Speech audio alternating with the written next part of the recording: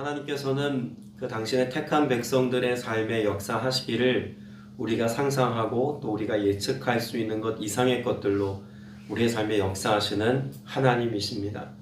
우리가 그 하나님에 대한 신뢰와 믿음이 없다면 오늘 우리의 기도 생활은 무력해지고 또 우리의 신앙생활은 나약해질 수 있습니다. 어떻게까지 하나님이 일하시는가, 사실 그것을 경험한다는 것은 우리의 신앙을 견고하게 하고 또 우리를 믿음의 반석 위에 드는 이유가 되기도 하죠.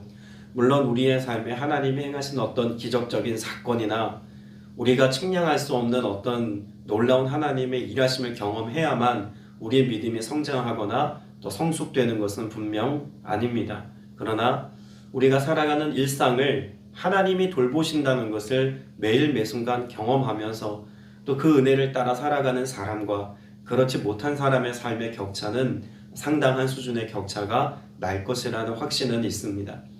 바라기는 오늘 여러분의 삶의 일상 속에서 내 힘으로 할 수 없는 것들을 감당하게 하시고 내가 계획하지 않았으나 또 혹은 내 마음 가운데 불편한 어떤 일이라 할지라도 내가 순종과 믿음의 결단을 가지고 행할 때 하나님이 그 일들에 간섭하시고 역사하시고 은혜 베푸신다는 그 사실을 여러분의 삶에 깊이 경험할 수 있기까지 오늘 말씀을 통해서 그 영적인 근거를 삼을 수 있게 되시기를 바랍니다.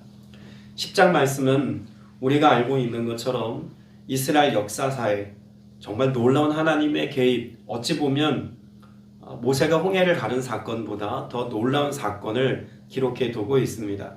태양이 멈추고 달이 멈추었습니다. 하나님이 그 역사의 주관자 되심을 명확하게 드러난 사건이기도 하죠. 이런 하나님의 개입을 우리가 떠올려 보면서 한 가지 묵상해야 될 것은요, 하나님이 이렇게까지 일하셔야 했던 이유가 무엇 때문이라는 것일까요? 하나님의 사랑하는 그 백성들을 향한 하나님의 도우심, 돌봄이라는 것입니다. 그런데 그런 하나님이 이렇게까지 하신다고? 라고 하는 퀘스천을 붙일 만한 이 사건 앞에는 이스라엘 백성들의 이렇게까지 하나님께 순종한다고? 라고 퀘스천을 던질 만한 삶의 결단과 헌신이 함께 있었다는 것을 결코 놓칠 수 없습니다.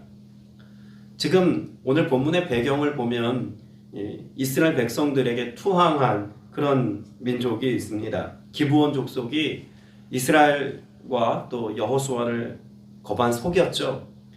그리고 스스로가 먼 타국에 있는 아주 먼 거리에 있는 나라의 족속인 것처럼 속였다가 이스라엘 백성의 종되기를 자초하고 이스라엘에게 복속되었습니다.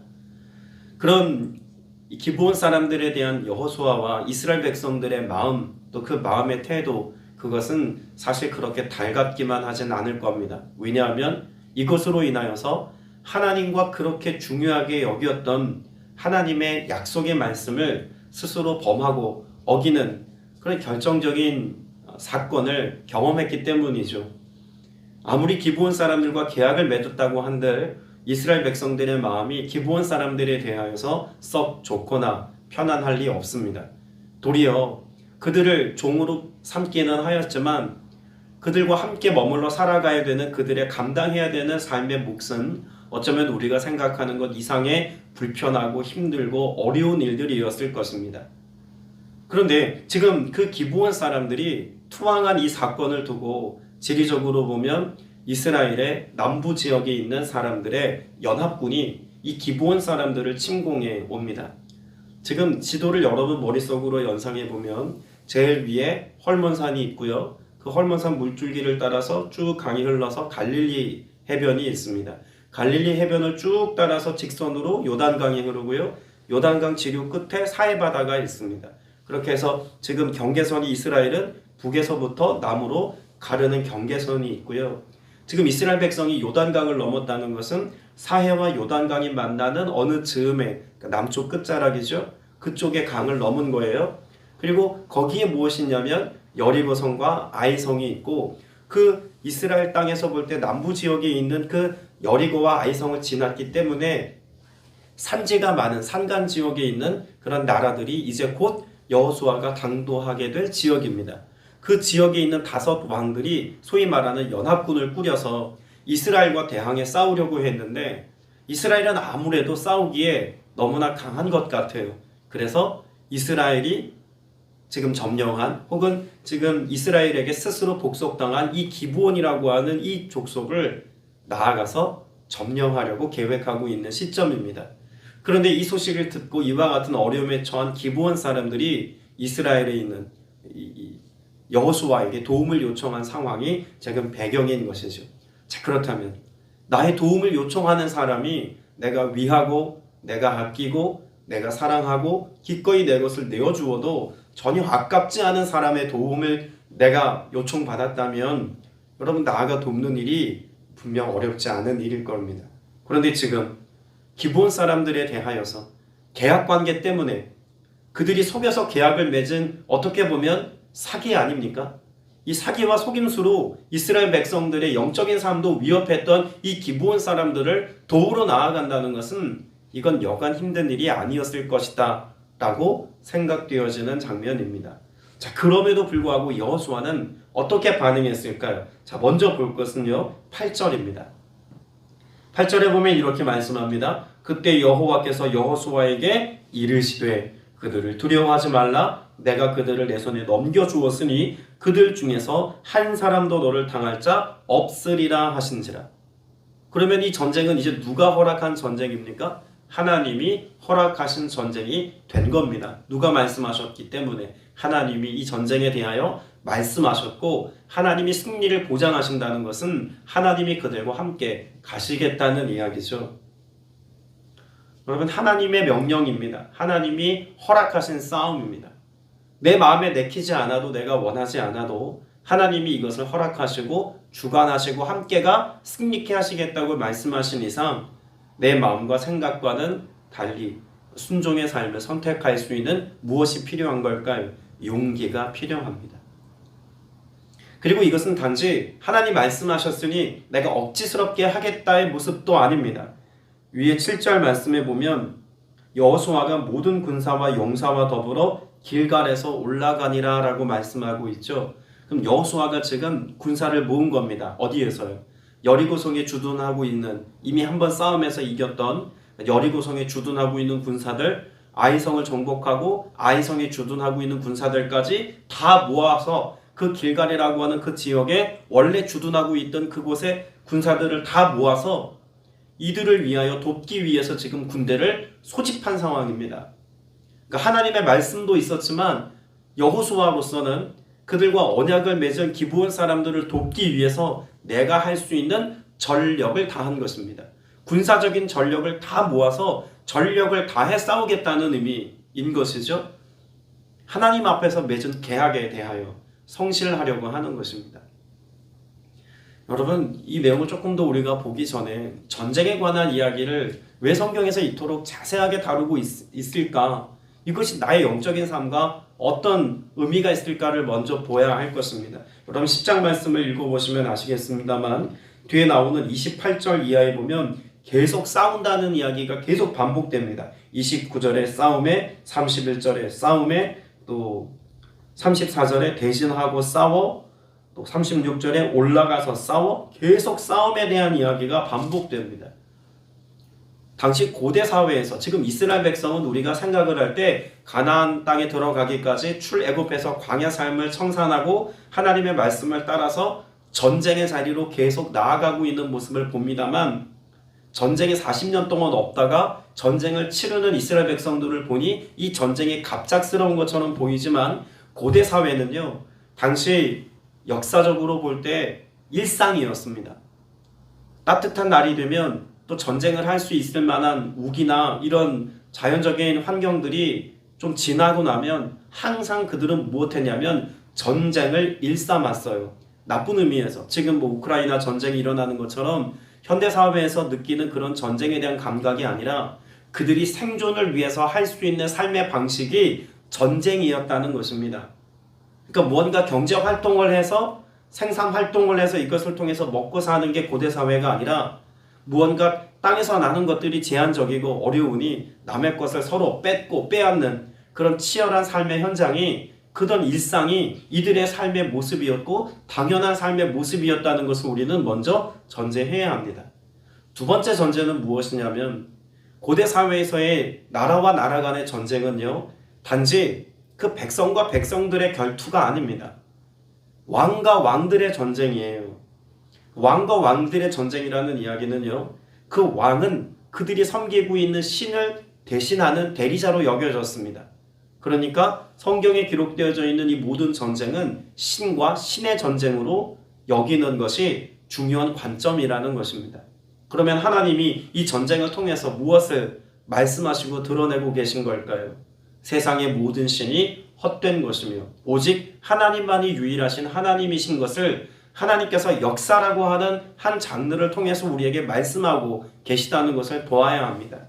이것을 조합해 본다면 여호수아 10장에 기록되어져 있는 이 전쟁 역시도 어떤 관점에서 보아야 합니까? 우리의 일상에 대하여 하나님의 하나님 되심을 나타내기까지 우리는 치열한 일상을 살고 있는 우리의 삶의 현장을 떠올려 볼 수 있어야 한다는 것입니다.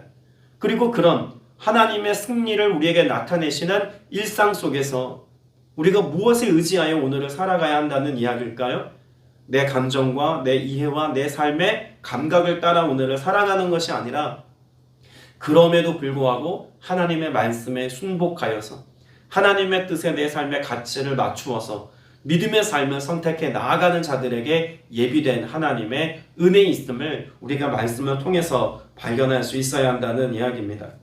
여러분, 그때 그와 같은 믿음의 삶을 하나님의 하나님 되심을 나타내는 자들의 삶에 하나님 어떻게 역사하실까요?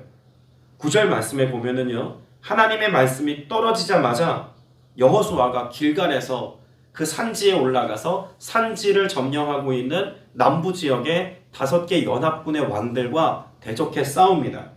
그래서 9절에 이렇게 기록하죠. 여호수아가 길갈에서 밤새도록 올라가 갑자기 그들에게 이르니라고 말합니다. 여기서 우리는 한 가지 중요한 사실을 알 수가 있습니다. 지금 길갈이라고 하는 지역에서 지금 남부의 왕들의 연합군이 모여있는 진영까지 그 높이와 거리와 여러 가지 자연적인 환경과 이것들을 생각해 볼 때 군사적으로 침공을 해 오려면 준비하는 기일이 최소 이틀에서 3일은 걸릴 것이다 라고 이야기하는 것이 일반적인 상식인 지형입니다. 그렇기 때문에 남부의 5 왕들이 연합군을 꾸리고 지금 기브온을 침공해 왔을 때에도 이스라엘 백성들이 지원군을 보낸다 한들 도달하기까지 시간이 많이 걸리니 우리가 속히 기브온을 침공하자라고 하는 계획을 가지고 쳐들어왔다는 이야기예요. 그런데 지금 여호수아 군대가 어떻게 올라갔다고 성경에 기록합니까? 밤새도록. 그리고 갑자기 들이닥친 것입니다. 예상하지 못했던 때에 그들이 놀라운 속도로 치고 올라와서 지금 그 진영을 침공하고 있는 여호수아 군대의 모습을 기록하고 있는 겁니다. 그러면 그와 같이 불가능한 거리를 그들의 힘만으로는 사실 산으로 올라간다는 것만 하더라도 이미 산에서 기력을 다 썼다고 해야 오를 만큼의 어려운 지형을 지금 올라가고 있는 건데 그 올라갈 힘을 누가 주셨다고 말할 수 있을까요? 하나님이 허락하셨으니 그 이스라엘 백성과 여호수아 군대가 그 산을 향해서 산지를 향해서 올라가는 것은 하나님이 능력 주시고 힘 주지 않으시면 불가능한 일이었다는 것입니다.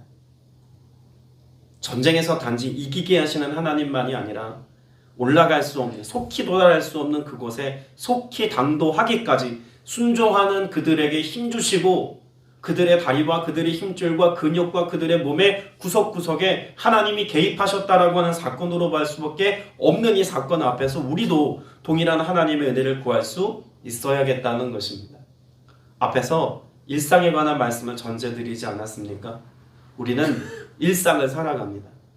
그 일상 속에서 영적인 치열한 전쟁이든 아니면 우리의 감정과 우리의 정서적인 치열한 싸움이든 우리 안에는 싸움과 전쟁들이 끊임없이 일어나고 있습니다. 여러분, 여기 왕들이 5 왕들이라고 되어져 있습니다만 이 5 왕들이라고 하는 왕이요, 지금 우리 지역으로 따지자면 성북동 정도에 있는 그런 지리적인 곳의 왕, 상현동의 왕, 이런 식으로 그 왕이라고 하는 사람이 다스리는 영역이 매우 지리적으로 좁은 지역이에요. 그런데 그런 왕들이 그 좁은 땅덩어리 안에 왕들이 많다는 것은요, 우리의 영적인 의미로 해석해 볼 때는 우리 내면 세계를, 우리의 삶의 어떤 환경을 잘 들여다 볼 수 있도록 도와주는 내용이라고 보여집니다. 끊임없이 인간의 욕망이 가득한 곳, 스스로 왕이 되어서 자신의 것을 쌓아놓으려고 하는 사람들의 욕망 덩어리의 땅, 그것이 지금 이스라엘 백성들이 침공하고 있는 가나안 땅의 실체라는 것입니다. 내가 왕이 되어야, 그래서 내가 그 왕으로서의 권세와 기득권을 가져야 성공했다고 여기는 그것이 삶의 방식인 사람들에 대하여서 하나님께서 지금 이스라엘 백성들로 하여금 나아가 그 땅을 개혁하고 새롭게 할 것에 관하여 말씀하고 있는 내용으로도 볼 수 있다는 이야기죠. 여러분, 이 진영 싸움에 오늘 우리도 일상을 살아내고 있다는 것을 결코 잊지 말아야 합니다. 사단은 끊임없이 우리의 삶에 스스로 왕이 되라고, 스스로 높음의 자리에 올라가라고 이야기합니다. 다른 이들을 위해서 살아가는 우리의 삶에 대하여 기꺼이 그렇게까지 하는 것은 우리의 삶에 소용없는 일이라고, 무가치한 일이라고 우리에게 종용할지도 모릅니다. 애초에 그런 싸움은 이길 수 없는 싸움이고 그 전쟁은 무모한 전쟁이라고 이야기하고 싶어 할지도 모릅니다. 그러나 이 치열한 진영 싸움에서 하나님이 그것을 허락하셨다면, 하나님이 이에 대하여 확증하셨다면 그것이 내 눈에 보기에 불가능한 일이고 내가 오늘 몸 상태나 여러 가지 영적인 상황과 형편에서 감당하기 어려운 일일지라도 하나님의 힘주심과 이를 통해 역사하실 하나님의 은혜들을 기대하고 믿음의 고백을 가지고 나아가는 것은, 순종하는 것은 우리가 하나님을 경험하는 지름길이다라고 하는 것도 분명히 말씀을 통해서 배울 수 있어야 합니다. 중요한 것은 내 안에 이 하나님에 대한 신뢰와 믿음이 기반이 되어져 있는가, 이것은 우리가 중요하게 다룰 수 있어야 한다는 것이죠. 그때 내가 그렇게까지 하나님께 순종할 때에, 그렇게까지 하나님의 말씀에 반응할 때에 하나님은 하나님의 일을 이루십니다. 두 가지 사건을 본문에서 말씀하고 있지 않습니까? 이스라엘 백성들이 그렇게 갑자기 기습하여서 밤새도록 올라가 그 연합군과 대치하여 싸울 때 하나님께서 우박을 내리십니다. 그래서 11절에 보면 후반부에 그들이 죽었으니 이스라엘 자손의 칼에 죽은 자보다 우박에 죽은 자가 더 많았더라라고 기록합니다. 그러니까 이 싸움은 애초에 내가 앞장서서 나아가서 싸우는 전쟁이 아니라 하나님이 이 싸움의 주도권을 갖고 계시고 하나님이 이 전쟁 가운데서 우리를 이기게 하실 만한 환경과 상황과 조건을 하나님이 구비해 놓으셨다는 것을 보게 하시는 것입니다. 그리고 그들이 승기를 잡고 계속해서 낮 동안에 전쟁을 벌입니다. 그런데 곧 밤이 되면 이들이 숨어버릴 확률이 높죠. 그래서 여호수아가 하나님께 질문하고 답을 구하고 선포합니다. 뭐라고 선포합니까? 태양아, 너는 기브온 위에 머물러 있으라. 달아, 너는 아얄로 골짜기에 머물러 있으라 라고 선포합니다. 여러분, 믿음의 선포를 통해서 태양과 달이 멈춰버렸습니다. 이 사건을 통해서 결국 완전한 승리가 이루어지기까지 하나님의 개입과 간섭의 역사는 지속되었음을 말씀하고 있는 거죠. 그렇게까지 하나님께 순종했더니 그렇게 놀라운 일들을 하나님이 우리에게 보이시더라. 여러분, 이것이요, 이번 주일날 나누었던 말씀의 맥락과 전혀 다르지 않습니다. 하나님이 내 편 되어주시기를 갈망하는 사람이라면, 하나님이 내 안에 하나님 되심을 나타내기를 소망하는 믿음의 사람이라면 내가 먼저 하나님 편에 서 있어야 하는 것입니다. 내가 하나님 편에 서 있을 때 하나님은 우리가 하나님의 백성 되었기 때문에 하셔야만 하는, 아니 하실 수밖에 없는 그 하나님의 일들을 멈추지 아니하시고, 마치 여호수아가 믿음의 고백을 선포할 때 태양과 달도 멈춰 세운 것처럼 하나님이 하실 수 있는 하나님의 역사로 우리에게 놀라운 일들을 이루시겠다 말씀하고 계신 줄로 믿습니다. 그래서 14절에 이 싸움을 어떻게 정의 내립니까? 여호와께서 사람의 목소리를 들으신 이 같은 날은 전에도 없었고 후에도 없었나니 이는 여호와께서 이스라엘을 위하여 싸우셨습니다. 여러분, 하나님은요, 여호수아를 위해서 싸우시고 이스라엘을 위해서 싸우시기만 하시는 하나님이 아니시라. 오늘 하나님의 백성 되어서 믿음의 발걸음을 떼는 여러분을 위하여 싸우시는 하나님이신 줄로 믿습니다. 여러분, 우리는 보이지 않는 세계 가운데서 치열한 영적 싸움이 지금도 벌어지고 있는 때를 삽니다. 우리의 내면에는 내 안에 감정적이고 정서적인 싸움과 혹은 나 자신과의 치열한 싸움도 벌어지고 있는 삶을 매일매일 경험하며 살아갑니다. 우리는 일상이라고 하는 삶의 환경 가운데서 다른 이들과 관계 안에서 어려움과 힘겨움을 가지고 우리는 매일매일의 전쟁 같은 삶을 치르고 있습니다. 여러분, 이 싸움에서 우리가 이길 수 있는 유일한 방법을 뭐라고 말씀하고 있을까요? 하나님의 개입하심을 신뢰하며 하나님께 묻고 하나님께 답을 구하여 여기에 순종하는 삶이라고 분명히 말씀하고 계십니다. 15절에 보면 여호수아가 온 이스라엘과 더불어 길갈 진영으로 돌아왔더라라고 되어져 있습니다. 의미상 보면 여러분, 이것은 평안입니다. 전쟁이 그치고 평안을 하나님이 허락하셨다는 이야기죠. 언제 이 평안을 누릴 수 있습니까? 내가 순종했을 때입니다. 여러분, 이게 너무나 다른 것이요. 여호수아 군대가 하나님의 말씀이 있었어도 기브온 사람들 우리를 속인 사람 아닙니까? 오히려 하나님과 관계를 어렵게 만든 사람입니다. 아니, 이런 이들을 위해서 우리가 기꺼이 전쟁에 나아간다는 것 불사할 수가 없습니다. 이스라엘 백성들이 여기에 목숨을 잃는 모습을 전 결코 볼 수 없습니다. 라고 자신의 마음껏 이야기해도 무방한 어떤 상황이지 않았겠습니까? 그러나 여호수아가 그런 자기 생각과 마음을 포기하고 하나님께 순종했을 때 이스라엘을 위하여 싸우시는 하나님을 경험했다는 것입니다. 여러분, 이것이 오늘 우리의 싸움의 본질이라고 해도 과언이 아닐 것입니다. 어쩌면 우리의 삶에 오늘도 나를 힘겹게 하고 어렵게 하는 어떤 사람, 어떤 상황, 어떤 어려운 문제들과 직면해 오늘을 살아가야 할지도 모릅니다. 그러나 기억하십시오. 여러분이 하나님 편에서 오늘 이 아침에 예배하고 기도하고 간구하였으니 하나님이 여러분을 위하여 싸우시는 은혜로, 하나님이 우리를 위하여 주시는 놀라운 축복으로 우리와 함께해 주실 줄 믿습니다. 기도드리겠습니다. 은혜가 풍성하신 아버지 하나님, 오늘도 주님의 얼굴을 구하고 도우심을 바라며 믿음으로 주님 앞에 순종하여 예배하였습니다. 나의 하나님, 이스라엘 백성들을 돌보시며 이스라엘 백성들 편이 되어주셨던 그 하나님이 내 편이 되어주시고 그렇게 일상의 삶을 돌보시는 하나님의 은혜로 나를 돌보시고 내 삶을 인도해 주실 것을 오늘 확증해 주셨습니다. 오늘 이 말씀에 의지하여서 믿음으로 간구하오니 우리의 영혼육을 강건하게 하여 주시옵시며 오늘 또 나를 감당할 만한 힘을 주시옵시며 오늘도 우리가 보이지 않는 모든 지경 가운데서 전쟁 같은 치열한 삶을 살아갈 때 승리케 하시는 하나님, 이미 승리하여 놓으신 그 은혜의 현장 가운데 세워 우리로 승리의 깃발을 꽂게 하시는 하나님의 은혜의 역사를 풍성히 누리며 살아가는 믿음의 성도들 다 되게 하여 주옵소서. 온전케 하시며 강건케 하시며 세임 더하실 우리 구주 예수 그리스도 이름으로 기도드렸사옵나이다. 아멘.